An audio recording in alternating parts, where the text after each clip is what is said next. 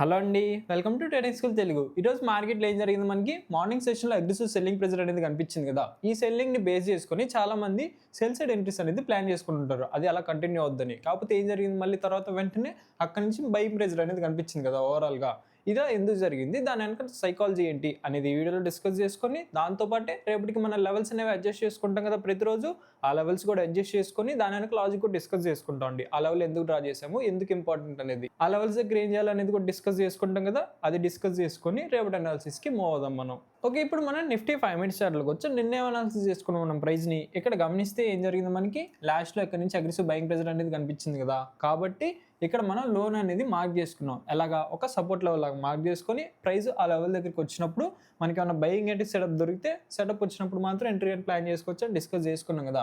దాంతో పాటు ఇక్కడ డాష్ లైన్ అనేది డ్రా చేసుకున్నాం. ఆ లైన్ దగ్గర మనకి ఎటువంటి ప్రైస్ యాక్షన్ అనేది కనపడలేదు కాబట్టి ఎంట్రీ అనేది ప్లాన్ చేసుకోలేదు మనం అక్కడ. సెటప్ రాలేదు కదా! అందుకనమాట. ఈ లైన్ అవాయిడ్ చేసి నెక్స్ట్ మనకి ఎక్కడుంది లైను అంటే సపోర్ట్ లెవెల్ ఎక్కడుంది మనకి ఇక్కడ ఉంది కదా! కాబట్టి ప్రైస్ అనేది ఈ లెవెల్ దగ్గరికి వచ్చినప్పుడు వెయిట్ చేసి ఎంట్రీ సెటప్ వచ్చినప్పుడు ఎంట్రీ ప్లాన్ చేసుకోవాలి. లేదు ప్రైస్ అనేది హైలోకి వస్తుందనుకోండి, ఇక్కడ మనకి జోన్ అనేది ఉంది కదా రెసిస్టెన్స్ లెవెల్, ఆ లెవెల్ దగ్గర మనం సెల్లింగ్ ఎంట్రీస్ ప్లాన్ చేసుకోవచ్చు అని డిస్కస్ చేసుకున్నాం. ఓకేనా? ఏం జరిగింది మనకి ఇక్కడ న్యూట్రల్ ఓపెనింగ్ కదా, ఓపెనింగ్ దగ్గర నుంచి అగ్రెసివ్ సెల్లింగ్ ప్రెజర్ అనేది కనిపించింది. ఓకేనా? ఏం జరిగింది ఇక్కడ ఏదైతే లో చేసుకుందో ప్రైస్ ప్రీవియస్ గా ఆ లోని డౌన్ సైడ్ బ్రేక్ చేసింది కదా, ఇక్కడ red candle down side break కాగానే చాలా మంది ఏం చేస్తారంటే ఇంక ఇక్కడ నుంచి మార్కెట్ అగ్రెసివ్ గా ఫాలో అయిపోద్దని పుట్ ఎంట్రీస్ అనేది ప్లాన్ చేసుకుంటారు. అంటే సెల్లింగ్ సైడ్ థింక్ చేస్తారనమాట మార్కెట్లో. కాకపోతే ప్రైస్ ఎలా బిహేవ్ చేసింది అనేది గమనించాలి మనం. ఇక్కడ డౌన్ సైడ్ క్లోజ్ అయింది, నిన్నట్లో కింద క్లోజ్ అయింది ప్రైస్.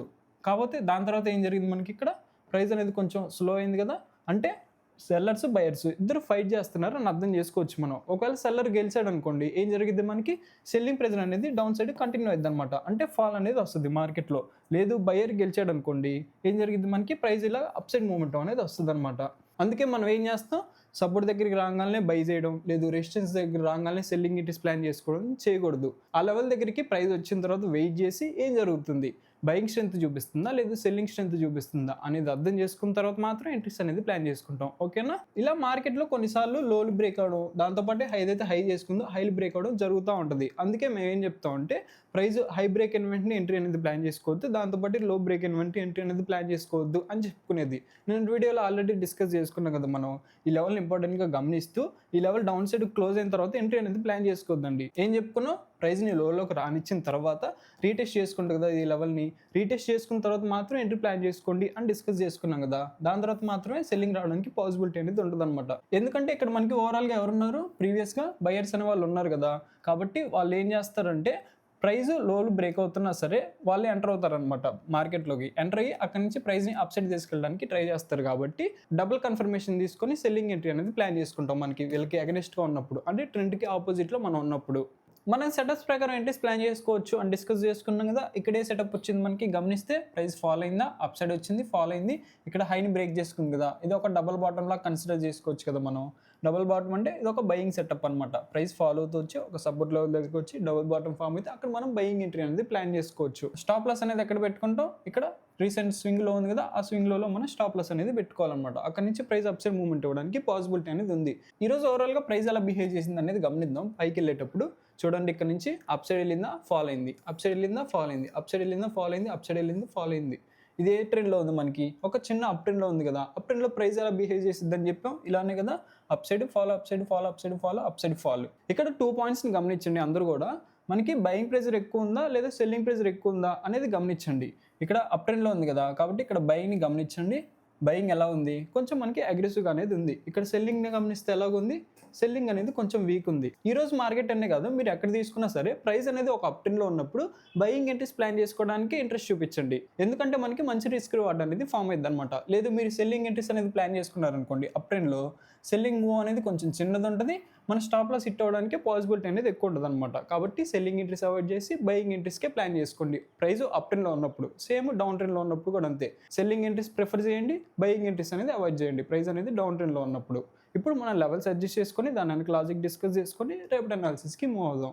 ఓకే, ఇప్పుడు మనం లెవెల్స్ అయితే అడ్జస్ట్ చేసుకున్నాం, లాజిక్ని డిస్కస్ చేసుకుందాం. ఇక్కడ గమనిస్తే మనం లెవెల్ అనేది ఉంది కదా సపోర్ట్ లెవెల్, దీన్ని ఎందుకు గీసానంటే ప్రైస్ చూడండి ఫాల్ అయిందా ఇక్కడ హైని బ్రేక్ చేసుకుంది కదా, ఏదైతే హై చేసుకుందో మార్కెట్ ఆ హైని బ్రేక్ చేసుకుంది కాబట్టి మనకి లో అనేది ఇంపార్టెంట్ అనమాట. కాబట్టి నేను అక్కడ ఒక లెవెల్ అనేది డ్రా చేసుకున్నాను. దీని తర్వాత నెక్స్ట్ మనం ఏం డ్రా చేసుకున్నాం, ఇక్కడ లెవెల్ అనేది డ్రా చేసుకున్నాం కదా. ఎందుకంటే ఇక్కడ నుంచి గమనించండి, ప్రైస్ ఇక్కడ నుంచి అగ్రెసివ్ గా బయింగ్ ప్రెజర్ అనేది కనిపించింది కదా, కాబట్టి అది ఒక సపోర్ట్ లాగా ఎక్కడానికి పాసిబిలిటీ ఉంది అని అర్థం చేసుకొని నేను లెవెల్ అనేది డ్రా చేసుకున్నా.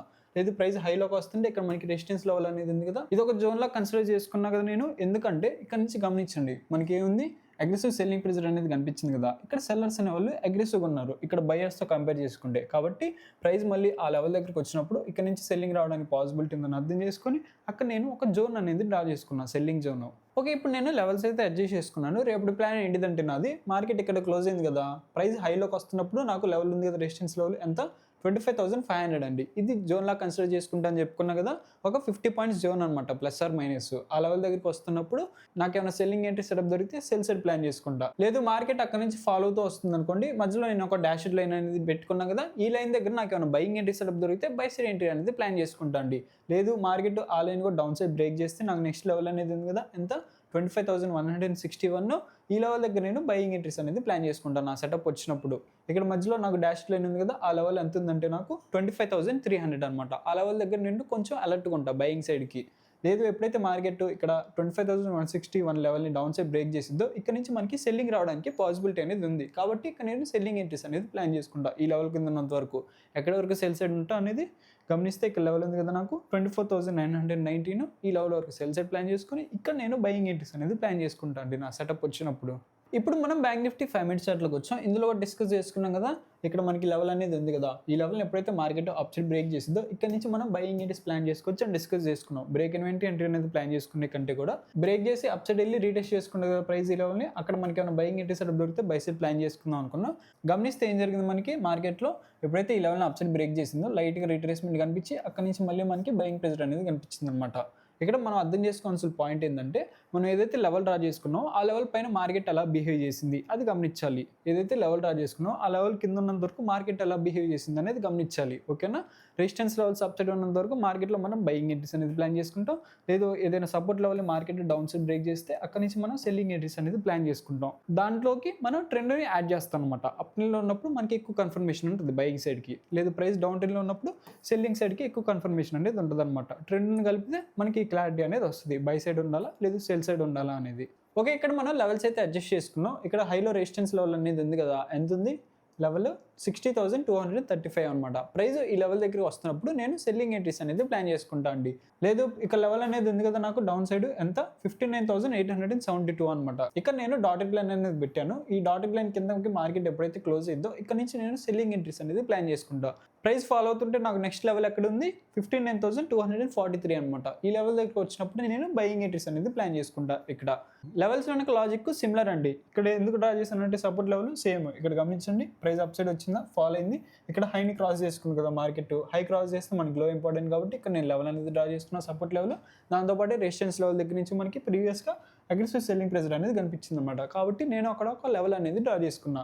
ఇక్కడ డాష్ లైన్ అనేది ఉంది కదా, దీన్ని ఎందుకు డ్రా చేశానంటే నేను ఇక్కడ గమనిస్తే ప్రైస్ చూడండి అప్ సైడ్ వచ్చిందా, ఫాల్ అయింది, ఇక్కడ నుంచి లైట్ బయింగ్ ప్రెజర్ అనేది కనిపించింది కదా. ఈ బయర్స్ అనే వాళ్ళు ప్రైస్ని అప్ సైడ్ తీసుకెళ్ళలేకపోయారు అనుకోండి, అంటే ఈ హై క్రాస్ కాలేదు అనుకోండి, మార్కెట్ ఏం జరగడానికి పాసిబిలిటీ ఉంది, మనకి ఇక్కడ లో అనేది క్రాస్ అయింది కదా డౌన్ ట్రెండ్ ప్రకారం. అలా థింక్ చేసుకొని ఇక్కడ నేను ఒక డాష్ లైన్ అనేది కన్సిడర్ చేసుకున్నా. డౌన్ సైడ్ బ్రేక్ అయితే సెల్లింగ్ ఎంట్రీస్ అనేది ప్లాన్ చేసుకుంటా. ఓకే, ఇప్పుడు మనం సెన్సెక్స్ చార్ట్లోకి వచ్చాం. ఇక్కడ లెవెల్స్ అయితే ఆల్రెడీ డ్రా చేశాను. ఫస్ట్ లెవెల్ ఎక్కడ ఉంది, నాకు రెసిస్టెన్స్ లెవెల్ 83,000 కదా. ఈ లెవెల్ దగ్గర నేను సెల్లింగ్ ఎంట్రీస్ అనేది ప్లాన్ చేసుకుంటా. అంటే ప్రైస్ ఈ లెవెల్ దగ్గర వచ్చినప్పుడు ఇక్కడ నాకు ఏమైనా సెల్లింగ్ ఎంట్రీ సెటప్ దొరికితే సెల్ సైడ్ అనేది ప్లాన్ చేసుకుంటా. సెటప్ అనేది ఎలాగ ఉండొచ్చు, సెల్ సైడ్ది అంటే ప్రైస్ అప్ సైడ్ వచ్చిన తర్వాత ఇక్కడ ఒక డబుల్ టాప్ అవ్వచ్చు, లేదు ప్రైస్ హైలోకి వచ్చిన తర్వాత మనకి కొంచెం లైట్గా సెల్లింగ్ ప్రెజర్ అనేది కనిపించి లైట్గా రీట్రేస్మెంట్ అనేది ఉంటుంది కదా ఈ సెల్లింగ్ ప్రెజర్కి. ఆ రీట్రేస్మెంట్ అనేది కొంచెం స్లో అయ్యి ఇక్కడ ప్రైస్ ఈ లోని క్రాస్ అవుతుంది అనుకోండి, సెల్లింగ్ ఎంట్రీ అనేది ప్లాన్ చేసుకోవచ్చు. ఇక్కడ మనకి బయింగ్ అనేది కొంచెం అగ్రెసివ్గా ఉంది కదా, కాబట్టి ఇలా వచ్చిన ప్రతిసారి మనం ఎంట్రీ అనేది ప్లాన్ చేసుకోవద్దు. సెల్లింగ్ సైడ్ ఎక్కడైతే మనకి ఇంపార్టెంట్ రెసిస్టెన్స్ లెవెల్ ఉందో ప్రైస్ హైలోకి వస్తున్నప్పుడు ఆ లెవెల్ దగ్గర మాత్రమే ఇలా మనం ట్రెండ్ సెటప్ అనేది యూజ్ చేసుకొని ఎంట్రీ అనేది ప్లాన్ చేసుకున్నాం సెల్ సైడ్. నెక్స్ట్ గమనిస్తే నాకు లెవెల్ ఉంది కదా ఇక్కడ ఎంత, 82,449. ఎప్పుడైతే మార్కెట్ ఈ లెవెల్ని డౌన్ సైడ్ బ్రేక్ చేసిందో ఇక్కడ నుంచి నేను సెల్లింగ్ ఎంట్రీస్ అనేది ప్లాన్ చేసుకుంటా అండి. ప్రైస్ లోలోకి వస్తుంటే నాకు నెక్స్ట్ లెవెల్ ఎక్కడ ఉంది, 81,711 కదా.